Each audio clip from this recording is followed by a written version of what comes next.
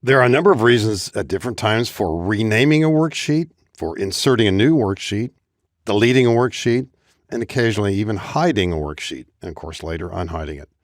We're looking at a workbook called 09 Regional Sales, and the current sheet is the East sheet. I'd like to rename that Midwest sheet. I can right-click that sheet. It's called Midwest right now. Right-click that sheet and rename, and I can certainly start typing, do that right now. Slightly faster, I'll double-click that sheet tab. That activates it, and I'll just type Central. Sheet names can have up to 31 characters. Do not begin a sheet name with a number. It can contain spaces and underscores. And when we're finished, just press Enter. We can easily insert a new sheet. We're about to create a mountain region here. I want a new sheet to the left of the West sheet. A few different ways to do this. As you might guess, we can then choose Worksheet, which is the automatic selection. Click OK. We'll have a new sheet to the left of that sheet. We can also do this when the West is selected. I'll simply press Shift F11.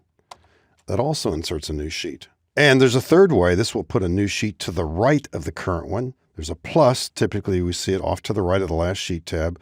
Keep your eye on that West sheet. We're about to see a new sheet to the right of that. There we are. Now, as it turns out, I don't need this sheet 5. I'm going to right-click and delete. There's no data in it, so there's no warning or any second thoughts about that. But what if I decide to delete sheet 4 and I mistakenly right-click on the West sheet? Now, this is highly unlikely, but occasionally, these things happen. I'm on the path to deleting the West sheet. Now, it does have data in it, and I get this warning. Microsoft Excel will permanently delete this sheet. Now, what this really means is we cannot undo this action. In fact, most actions related to sheet tabs we can't undo. If I click delete here, the West sheet is gone. And my only recourse to get that back would be to close the file without saving it.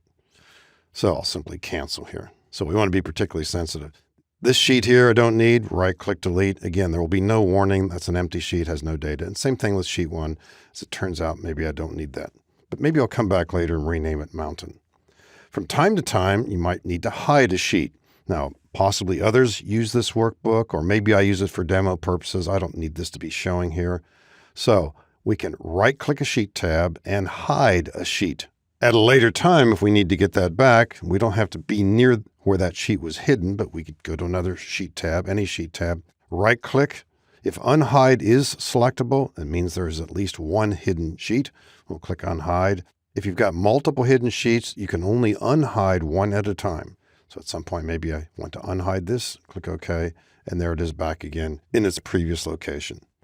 So as we've seen, it's easy to rename a sheet, typically by double-clicking. We can insert a sheet in a variety of different ways. From time to time, we will delete a sheet, being very careful about not being able to undo, and occasionally hide and unhide worksheets.